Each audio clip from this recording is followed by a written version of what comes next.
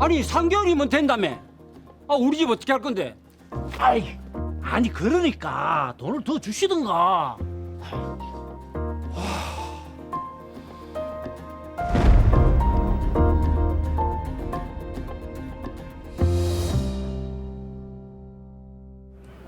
여보, 우리도 집 리모델링 좀 하자. 왜? 자기가 딱 봐도 모르겠나? 여기저기 곰팡이도 장난 아니고 화장실이며 주방이며 낡아도 너무 낡았다. 30년이 넘었는데 이제 좀 우리도 깨끗하게 살아보자. 그래? 낡아도 조금 낡기는 낡았지. 그래, 내가 한번 알아볼게. 진짜제? 빨리 좀 알아봐래. 알았다. 아, 예. 리모델링 공사 때문에 문의 좀 드리려고요. 네. 한 30년 된 단독 주택인데요.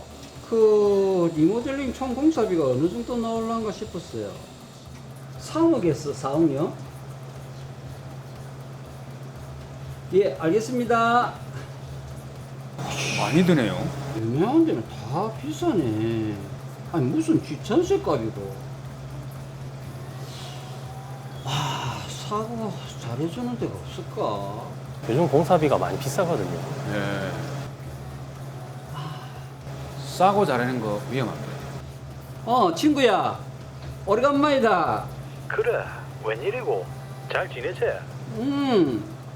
다른 게 아니고 일전에 니 그 아는 사람 중에 그 리모델링 공사한다고 하지 않았나?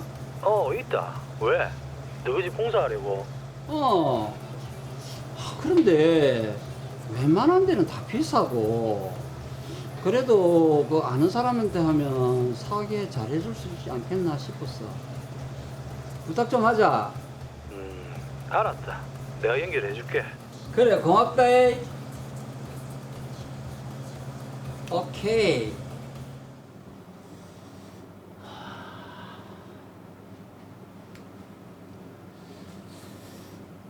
집이 30년이 넘어서 많이 낡았죠.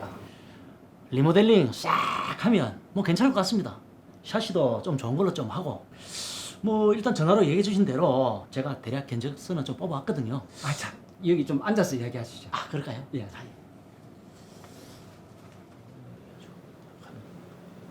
그래, 집을 둘러보셨는데 공사 비용이랑 기간이 얼마 좀 나올까요? 이 정도면 뭐 한 2억 정도? 공사 기간은 한 3개월이면 충분할 것 같습니다. 그렇습니까? 빨리 되네요. 사장님, 저희가 리모델링 공사만 20년이 넘었습니다. 아무 문제 없습니다. 뭐 자재는 이왕이면 좋은 걸 하는 게 안 좋겠습니까? 그럼요, 당연하죠. 그리고 그 계약서는 그 국토교통부가 거기 뭐 표준토목 계약서가 있다고 그러던데. 예, 그걸로 하도록 하겠습니다. 공사 대금은 계약금, 중도금, 잔금 형식으로 해서 3개월 동안 3번에 나눠서 주시면 됩니다. 예, 알겠습니다. 네. 여보, 아직 공사 다 안 끝났나? 3개월이면 끝난다며. 그러게. 언제까지 가게에서 지내하노? 내 식구 지내기 너무 불편하다 진짜. 알았다. 내가 전화 한번 해볼게. 공사 때문에 가게에서 잠시 놀고 아이고, 계시나 참. 봐요. 사장님, 우리 공사 언제까지 마무리합니까? 자재들을 좀 좋은 걸로 가지고 오려다 보니까 좀 늦어지네요. 그리고 뜯어보니까 생각보다 공사할 부분이 많아서 추가적으로 비용을 좀 더 보내주셔야 할 것 같습니다. 예? 아니, 잔금이랑 다 보냈잖아요. 그런데 뭐 또 추가 대금요? 집이 워낙 낡아서 공사를 하다 보니 추가되는 부분이 많습니다. 얼마나요? 한 3천만 원 정도고요. 공사 기간도 한 2개월은 더 해야 될 것 같습니다. 알겠습니다.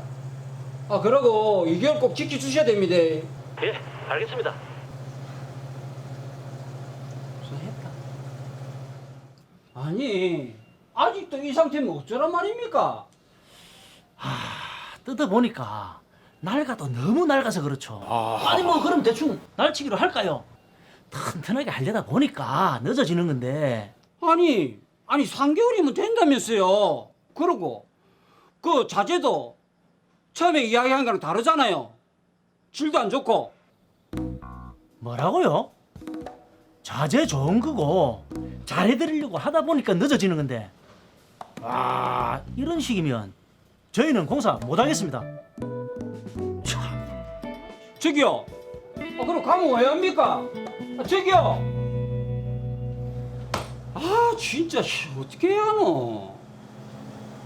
어서 오세요. 네, 저기로. 저 공사 대금 받으러 왔는데요. 공사 대금이라니요. 그 주택 리모델링 공사 미장이랑 외벽 설치했던 사람입니다. 대금을 아직 못 받아서. 아니 나 황태식 사장인데 다 줬는데요. 황태식 사장은 집주인한테 대금을 못 받았다고 저보고 집주인한테 직접 받으라고 하던데요. 아니 무슨 소리 합니까? 돈 다 줬는데. 아니 저한테 일하지 말고 황 사장인데 가서 달라고 하세요.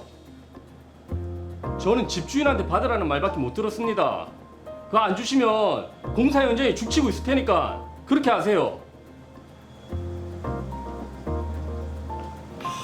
나 진짜 이 인간을 갖다. 네, 공사 대금 받으러 온 사람이 뭔데요? 아니, 그러니까 돈을 더 주시라니까요.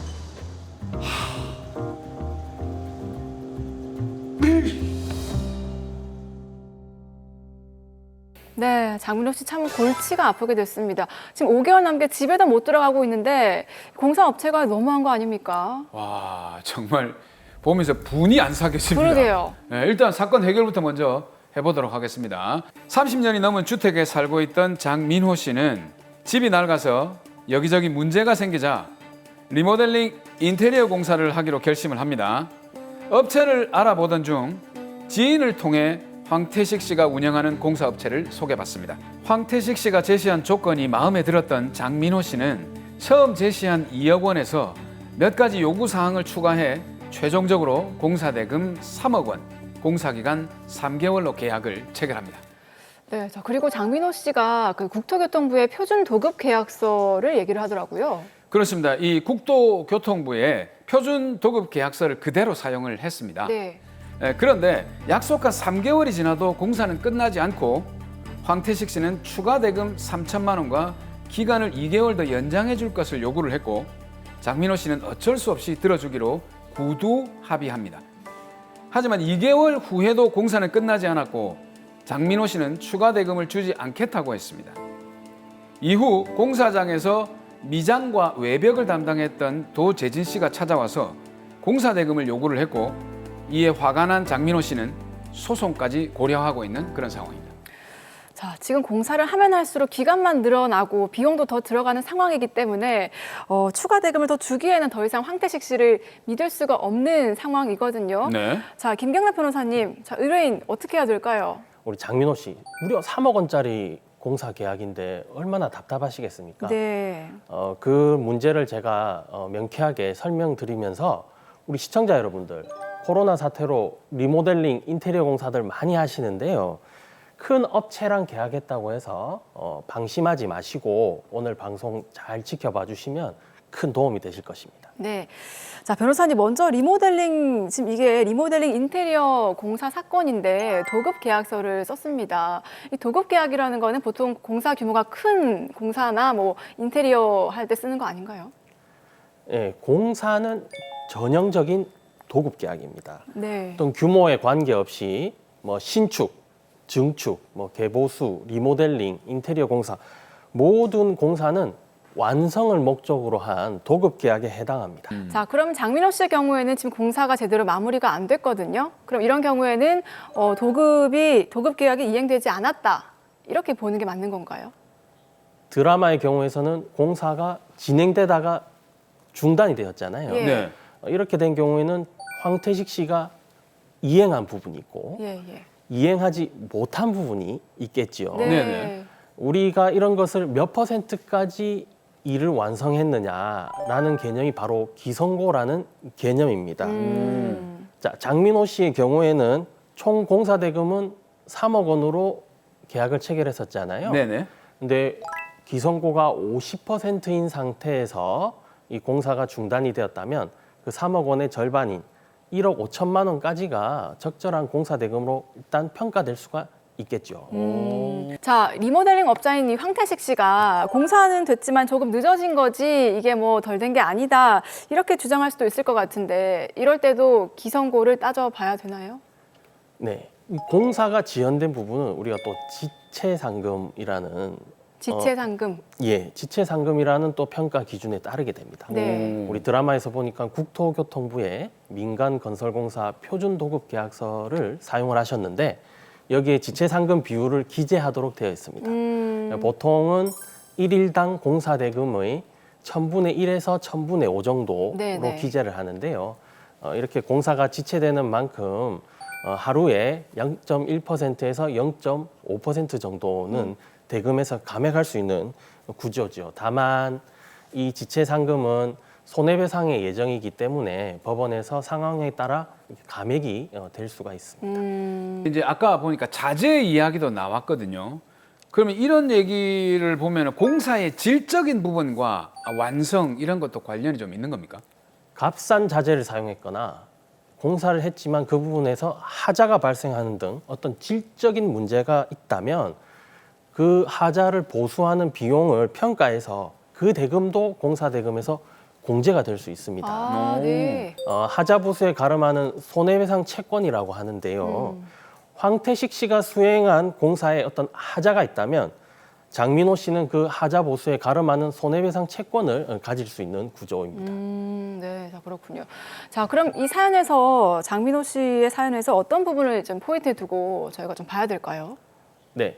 이 드라마는 지금까지 제가 말씀드린 총 3가지 쟁점을 다 가지고 있습니다. 예.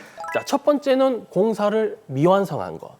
앞서 말씀드린 대로 기성고를 통해서 양적으로 평가할 수 있겠죠. 네. 과연 몇 % 이행했는지. 두 번째는 공사가 지연된 것. 이거는 시간적인 개념인데 1일당 지체상금으로 계산할 수가 있겠습니다. 네. 세 번째는 부실공사나 하자 보수에 가름한 이 손해배상 채권을 통해서 공사의 질적인 부분을 평가할 수 있겠죠. 결국 장민호 씨는 황태식 씨를 상대로 지금까지 말씀드린 이 3가지 요소를 다 계산을 해서 이 공사 계약을 해제하고 그 정산된 돈을 저희가 소송에서 청구할 수 있는 그런 구조라고 이해하시면 되겠습니다. 네. 자, 기성고, 지체 상금, 그리고 손해배상 채권으로 평가된다고 하셨는데, 자, 그럼 장민호 씨는 3개월에 걸쳐서 공사대금 3억 원을 다 지급을 했거든요. 그럼 이거는 어떻게 좀 평가를 할 수 있는 건지요? 제가 쉽게 예를 들어보겠습니다. 아주 간단하게 예를 들어서 말씀드리면, 예. 자, 공사대금은 총 3억 원이었는데 다 지급을 하셨잖아요. 네. 그런데 공사가 완료된 기성고가 80%인 상태에서 중단이 되었다. 그러면 3억 원의 80%는 2억 4천만 원 정도 그렇죠. 나오겠죠. 예. 그리고 지체상금을 1일당 1000분의 1로 했다고 가정을 하면 3억 원의 1000분의 1은 1일당 한 30만 원 정도 됩니다. 네. 그래서 2개월이 지연됐다고 하면 60일이 되니까 30만 원에 60일을 곱하면 한 1,800만 원 정도. 네. 그리고 하자가 있어서 그 하자 보수에 가름하는 손해배상 채권이 2,200만 원이다라고 가정을 하면 2억 4천만 원에서 1,800만 원을 빼고 네. 또 2,200만 원을 빼면 네, 네. 적절한 공사 대금은 2억 원이라고 볼 수 있겠죠. 그렇지만 3억 원을 지급하셨으니까 그 1억 원 초과한 부분은 돌려달라 이렇게 청구할 수 있는 구조입니다. 네. 물론 이건 간단하게 예를 들어서 설명드리는 겁니다. 이거를 산정을 하려면 현재 나의 집 상태가 어떤지를 감정을 해봐야 되는 거 아닙니까? 맞습니다. 이 법원에서 선정한 전문 감정인의 도움이 필요합니다. 근데 감정을 받고 하면 시간도 걸리고 또 상황이 또 복잡해지니까 그냥 아예 또 새로운 업자랑 계약을 해서 공사를 진행하는 경우도 실제로는 꽤 많다 그러던데 장민호 씨도 좀 그렇게 하면 안 될까요? 만약에 장민호 씨가 황태식 씨를 상대로 예. 공사대금 반환 청구 소송을 제기를 한다면 그 소송 절차 내에서 또 이제 감정을 신청해야 되는데 네. 그렇게 되면 굉장히 오랜 시간이 걸립니다. 예. 그렇다고 해서 당장 제3자와 이제 새롭게 공사 계약을 체결을 하고 일단 나머지 공사를 이행을 하고 나면 네네. 문제는 그 소송에서 결정적인 증거인 공사 현장이 훼손되거나 예. 변경될 수가 있겠죠. 아, 그래서 이러한 경우에 가장 효과적인 방법은 우선 증거 보전 신청을 통해서 법원에 감정부터 실시를 하고 그 이후에 공사대금 반환 청구 소송을 제기하는 것이 좋습니다. 증거 보전 신청을 먼저 하라고 하셨는데 이게 구체적으로 어떤 건가요? 네, 이 본안 소송을 제기하기에 앞서 예. 미리 증거부터 보전하는 절차입니다. 신속히 감정부터 받고 나서 나중에 본안 소송인 공사대금 반환 청구 소송을 제기하면요, 증거 보전 신청에서 나왔던 그 감정서를 증거로 제출할 수가 있습니다. 그렇게 되면 시간을 훨씬 절약할 수 있죠. 우리 이 드라마의 경우에는 빨리 이 집을 수리를 해야 될 필요성이 있잖아요. 그렇죠. 네네. 예. 그래서 긴급한 보전의 필요성이 있기 때문에 우선 감정을 증거 보전 신청하는 것이 가장 효과적으로 보입니다.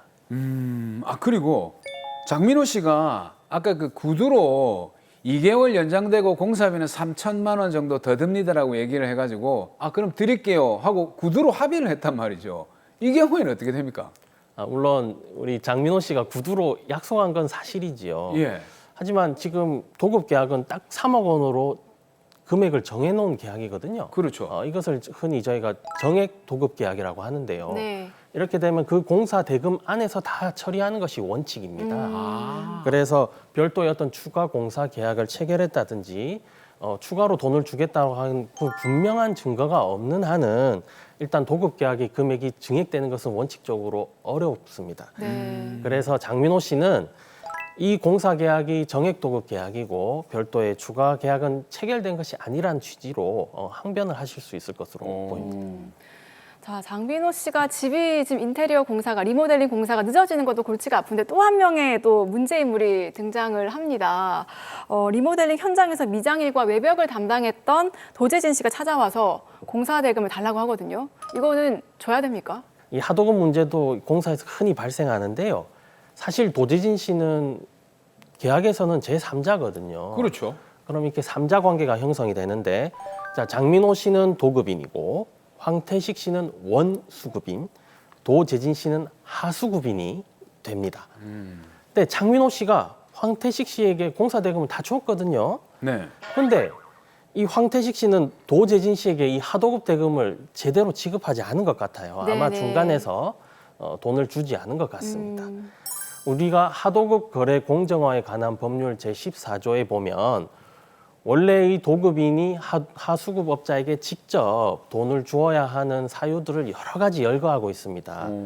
그 중에서 가장 대표적인 것이 이렇게 3자 사이에 직접 돈을 주겠다라고 합의가 된 경우인데요. 네네. 지금 드라마를 보니까 그런 합의는 없었던 것으로 보이고요. 네. 아마 그 기타 법에서 정하고 있는 직접 지급해야 될 사유에는 해당하지 않는 것으로 보입니다. 그래서 도재진 씨에게 직접 돈을 줄 필요는 없어 보입니다. 자, 마지막으로 의뢰인 장민호 씨 좀 어떻게 정리를 하면 좋을지 말씀해 주시죠. 네, 장민호 씨는 이 황태식 씨와의 공사 도급 계약 빨리 해제하시고 이 공사 대금 일부를 좀 반환을 받으셔야 합니다. 그를 위해서 증거 보전 신청을 먼저 하셔서 감정을 실시하시고 앞서 말씀드린 기성고 그리고 지체상금, 하자 등을 종합적으로 평가하셔야 될 것으로 보입니다. 자, 나머지 공사는 그 증거 보존이 끝난 뒤에 다른 업자에게 맡기시고 진행하시면 되겠습니다. 새로운 공사, 특히 중요한 공사 계약이라면 계약을 체결하기 전에 미리 꼼꼼하게 검토하시고 변호사와도 상담을 해보시기를 권유드리겠습니다.